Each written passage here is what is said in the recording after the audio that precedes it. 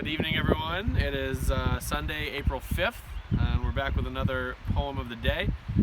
Today I want to read a selection from the Best American Poetry in 2003 by Amy Gerstler.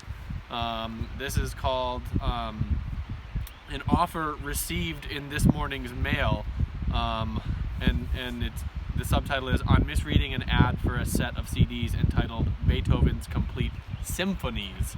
And I was inspired to pick this poem after reading and listening to Mr. Richardson's The Man Moth the other day. So, an offer received in this morning's mail on misreading an ad for a set of CDs entitled Beethoven's Complete Symphonies. The Musical Heritage Society invites you to accept Beethoven's Complete Sympathies, a full $80 value, yours for $49.95. The brooding composer of Ode to Joy, now delighting audiences in Paradise Nightly, knows your sorrows. Just look at his furrowed brow, his thin-lipped grimace. Your sweaty 2 a.m. writhings have touched his great Teutonic heart. Peering invisibly over your shoulder, he reads those poems you scribble on memo pads at the office, containing lines like, "Oh, lethal blossom, I am your marionette forever." And a compassionate smile trembles at the corners of his formerly stern mouth.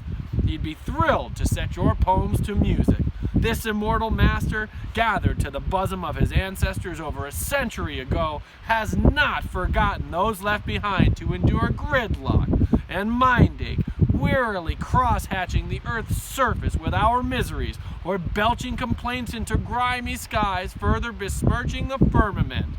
But just how relevant is Beethoven these days, you may ask? Wouldn't the sympathies of a modern composer provide a more up-to-date form of solace? Well, process this info, bite 21st century skeptic. A single lock of Beethoven's hair fetched over $7,000 last week at auction. The hairs were then divided into lots of 2 or 3 and resold at astronomical prices. That's how significant he remains today. Beethoven the great-hearted, who used to sign letters ever thine, the unhappiest of men, wants you to know how deeply sorry he is that you're having such a rough time. Prone to illness, self-criticism, and squandered affections, Ludwig, he'd like you to call him that if you do him the honor, son of a drunk and a depressive, was beaten, cheated, and eventually went stone deaf. He too had to content himself with clutching his beloved's tooth-marked yellow pencils as the tortured scrawls in his notebook show to sketch out symphonies, concerti, chamber music, etc.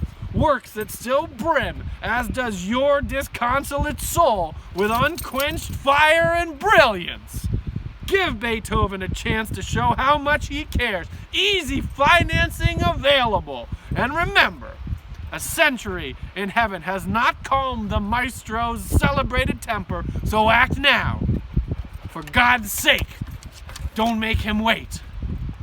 We'll see you tomorrow.